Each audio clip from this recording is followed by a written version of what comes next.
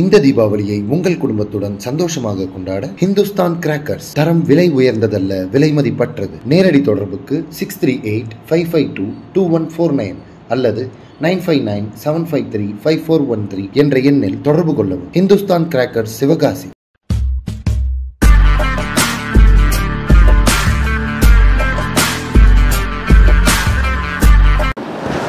வணக்கம், ஜெயஹிந்த். இன்னைக்கு நம்ம சேனல்ல ட்ரம்பை பற்றி ஒரு முக்கியமான அப்டேட் பார்க்க போகிறோம். சைனாவை குறி வச்சு பல வரி விதிப்புகளை விதிச்சுட்டு அதன் பிறகு அதுலேருந்து பம்பி பின்வாங்கி அதுக்கு ஒரு எக்ஸ்டென்ஷன் கொடுத்து அக்டோபர் மாதம் வரைக்கும் அப்படின்னு சொல்லிட்டு அதன் பிறகு இந்தியா பின்னாடி இவங்க வெறி குண்டு அலைஞ்சதை நம்ம பார்த்தோம். இந்தியா எப்படி ரெஸ்பாண்ட் பண்ணோம், அதன் பிறகு இவங்க மீண்டும் எப்படி இறங்கி வந்தாங்க, இந்த ஸ்டோரியில் நம்ம பார்த்தோம். இப்போது நேரடியாக சைனாவை குறி வைக்கிறதுக்கான ஒரு பதிவை ட்ரம்ப் போட்டிருக்காரு. அந்த பதிவை நீங்கள் ஸ்க்ரீனில் பாருங்கள். It has just been learned that China has taken an extraordinary aggressive position on trade in sending an extremely hostile letter to the world, stating that they were going to effective November 1st impose large-scale export control on virtually every product they make and some not even made by them.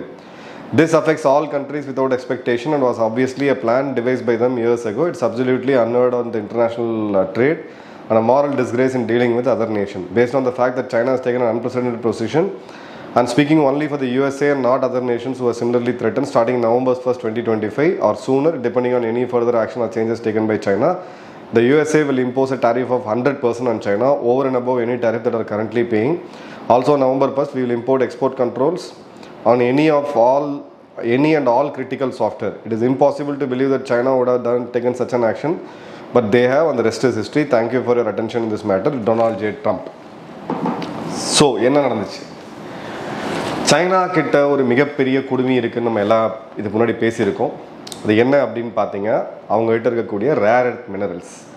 Rare earth minerals அப்படின்றது உலகத்தில் எல்லா நாடுகள்கிட்டயுமே இருக்குது. ஆனால் சுத்திகரித்து அதை கனிம வளத்தை அதுலேருந்து எடுக்கிறது அப்படின்றது ரொம்ப பொல்யூஷன் அதிகமானது, லெபோரியஸ் ப்ராசஸ்ஸு, ஒரு டர்ட்டி ஜாப்னு கூட சொல்லுவாங்க.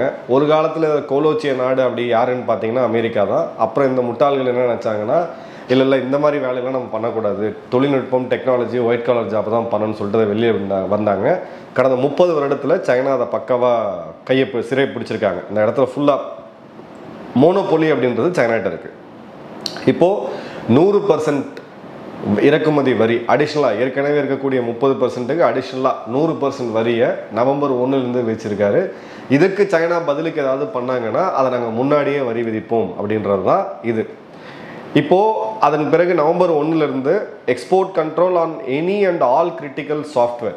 தொழில்நுட்பம் அப்படின்றது பல விஷயம் இவங்க ஏற்கனவே தெரிஞ்சோ தெரியாமலோ வித்துட்டாங்க, இல்லை சைனா அவங்ககிட்ட எடுத்துருச்சு.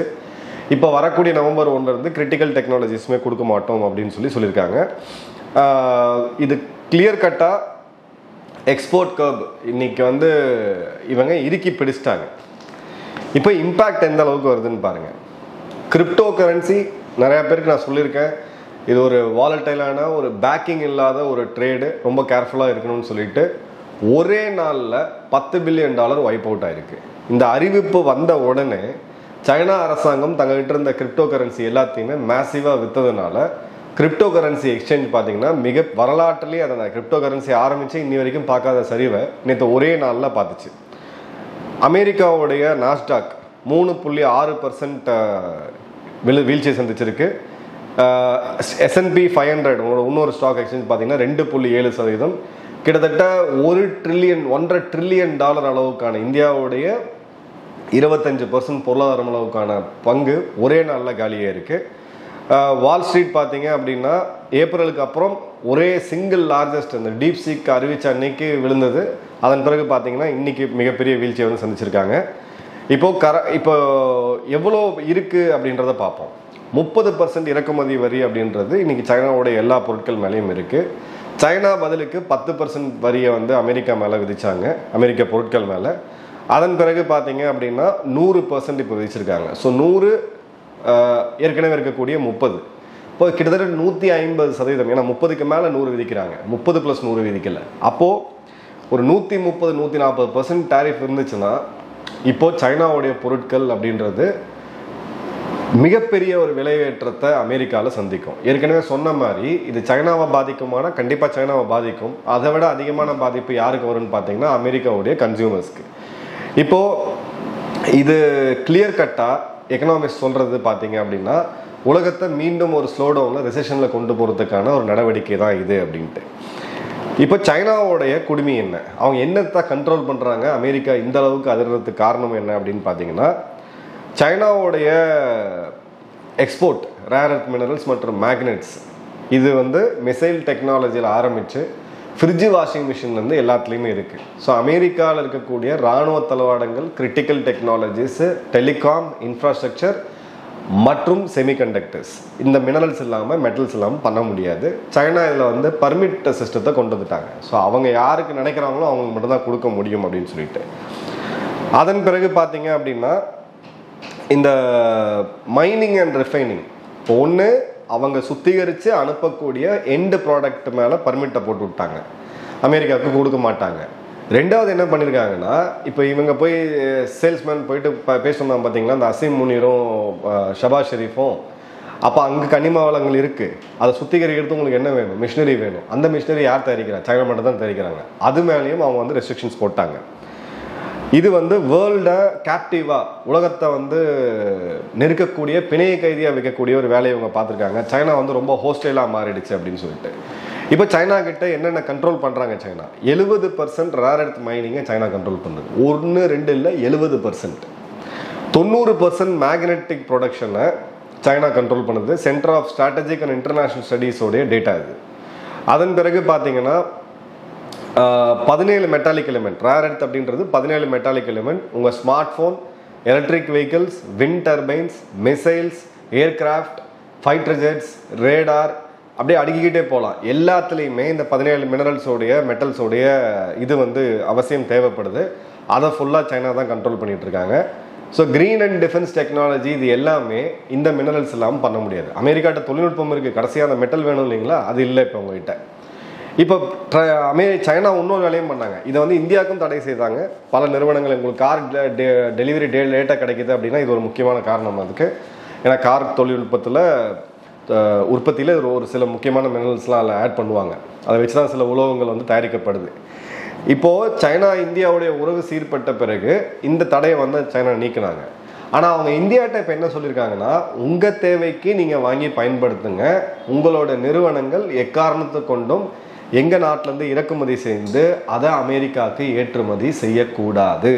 நல்லா கவனிங்க, ரேர் எர்த் மினரல்ஸோடைய நேரடி எக்ஸ்போர்ட்டை கண்ட்ரோல் பண்ணிட்டாங்க, தடை பண்ணிட்டாங்க. கிட்டத்தட்ட அதை உற்பத்தி செய்யக்கூடிய பெரிய மிஷினரியும் அமெரிக்காவுக்கு போகிறத தடை செஞ்சுட்டாங்க. இந்தியாவுக்கு இருந்த தடையை நீக்கிறாங்க. இந்தியாவுக்கு என்ன வார்னிங் கொடுக்குறாங்கன்னா சைனா, நீங்கள் தயவு செய்து அமெரிக்காவுக்கு ஏற்றுமதி செய்யாதீங்க, அப்படி உங்கள் நிறுவனங்கள் செஞ்சாங்க எதை எங்கிட்டேருந்து வாங்கி கைமாற்றி எனக்கு கொடுக்காதீங்க அப்படின்னு சொல்கிறாங்க. ஸோ சைனா பக்காவாக இவங்கள லாக் பண்ணிட்டாங்க. அதோடைய எதிர்வினை தான் இப்போ நம்ம பார்க்குறோம். இப்போ இந்த இடத்துல எப்பாக்கோடைய ஒரு மீட்டிங்கில் ஷீ ஜின்பிங்கும் ட்ரம்ப்பும் பேசுறதா இருந்துச்சு. அந்த மீட்டிங் நாங்கள் கேன்சல் பண்ண போகிறோம் அப்படின்னு அமெரிக்கா தரப்பு சொல்ல, அதுக்கு சைனா நம்மகிட்ட சிரிச்சுட்டு என்ன சொல்கிறாங்கன்னா அந்த மீட்டிங்கு நாங்கள் ஒத்துக்கவே இல்லை, நீங்கள் என்ன கேன்சல் பண்ணுறது அப்படிங்கிறாங்க.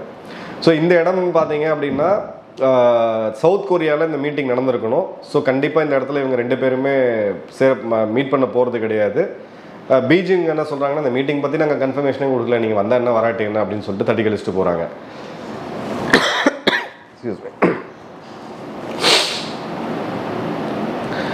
இப்போ சைனா அஃபிஷியலாக இதுக்கான ரெஸ்பான்ஸ் எதுவுமே கொடுக்கல. இந்தியா என்ன ஸ்ட்ராட்டஜி எடுக்கிறாங்களோ சைனா நம்மகிட்ட சிரிச்சுட்டு அவங்களும் இதுக்காக வெயிட் தான் பண்ணுறாங்க. இப்போ 2-3 முக்கியமான எக்ஸ்பர்ட்ஸ், நியூட்ரல் எக்ஸ்பர்ட்ஸ், அவங்களோட ஒப்பீனியன் பார்ப்போம். Foundation for Defense of Democracies அப்படின்ற அமைப்பு, அதோடைய தலைவர் கிரைக் சிங்கிள்டன் என்ன சொல்கிறாருன்னு பார்த்தீங்கன்னா, marks the beginning of the end of tariff truce. இந்த இடைப்பட்ட இந்த வர்த்தக போர் நிறுத்தத்துக்கு முடிவு வந்துருச்சு. இனி அமெரிக்காவும் சைனாவும் ஃபுல்லான ஒரு வர்த்தக போருக்குள்ளே போகிறாங்க அப்படின்ட்டு. Both sides are reaching for their economic weapons at the same time and neither seems to willing to back down. 2 பேர்கிட்டையுமே எக்கனாமிக் வெப்பன் இருக்குது. பொருளாதார ஆயுதம் அப்படின்றது நிஜ ஆயுதங்களோடைய ரொம்ப பவர்ஃபுல்லானது. இப்போ அமெரிக்கா சைனாவுக்கு டெக்னாலஜியை கொடுக்க போகிறது கிடையாது, செமிகண்டக்டர்ஸை கொடுக்க போகிறது கிடையாது. சைனா பதிலுக்கு அந்த உற்பத்திக்கு தேவையான இதை கொடுக்க போகிறது கிடையாது. ஸோ வேர்ல்டோடைய அந்த சப்ளை செயின் அப்படின்றது கொலாப்ஸ் ஆக போகுது அப்படின்றது தான் ரொம்ப கிளியர் கட்டாகவே தெரியுது. சப்ளை செயின் ரெண்டு பேர் நம்பர் 1 நம்பர் 2 பவர் சண்டை போடும்போது நம்ம என்ஜாய் பண்ண முடியாது. ஏன்னா கம்ப்ளீட்டாக இது ஒரு மிகப்பெரிய தாக்கத்தை ஏற்படுத்தும். ஆட்டோமொபைல் துறையிலேருந்து பல துறைகள் அந்த தாக்கத்தை ஏற்படுத்தும். ஏற்கனவே உலகம் கோவிட்லேருந்து இப்போ தான் பல நாடுகளால் மீண்டு வரவே முடியல. இந்தியா ஓரளவுக்கு இப்போ நல்ல வளர்ச்சி போயிட்டுருக்கோம். இது எல்லா இடத்தையுமே டிஸ்டர்ப் பண்ணும். குளோபல் எக்கனாமி அப்படின்றது மிகப்பெரிய லெவலில் ப்ரெஷருக்கு வரும். சிறு சிறு நாடுகள், இலங்கை, பங்களாதேஷ், இந்த சின்ன பொருளாதாரம் இருக்கக்கூடிய நாடுகள் எல்லாமே பெரும் அளவுக்கு பாதிப்பை சந்திப்பாங்க.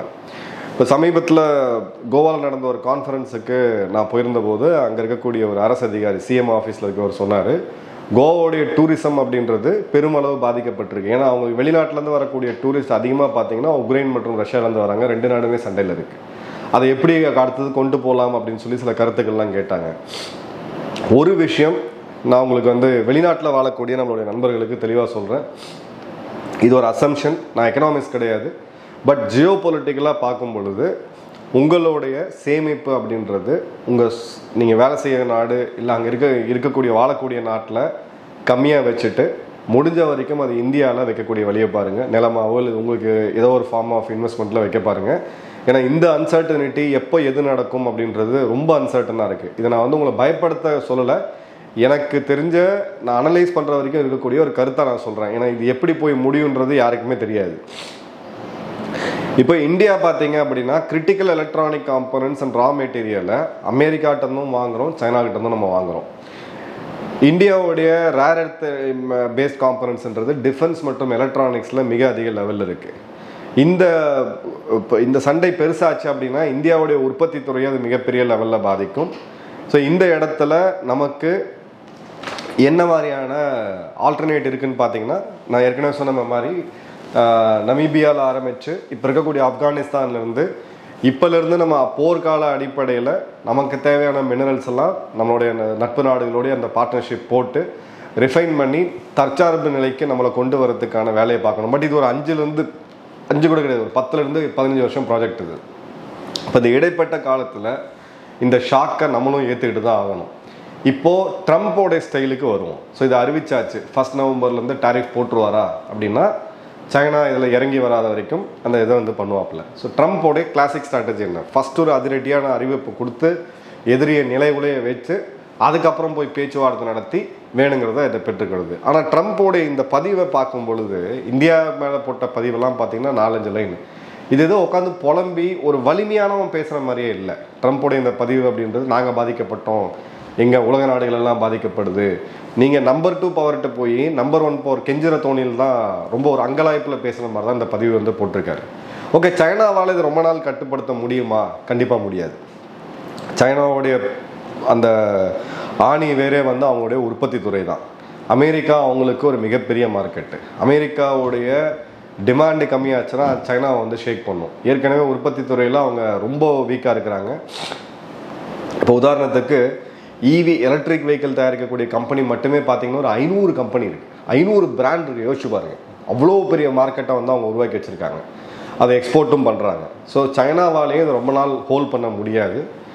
இந்த இடத்துல சைனா இதில் இந்த யூஎஸ் பண்ணக்கூடிய அந்த டார்கெட்டை பண்ணுறாங்க அப்படின்ற போது சைனாவுக்கு அந்த மிகப்பெரிய பிரச்சனையும் அவங்களுடைய இளைஞர்கள் வேலை வாய்ப்பு இல்லாமல் இருக்கிறது.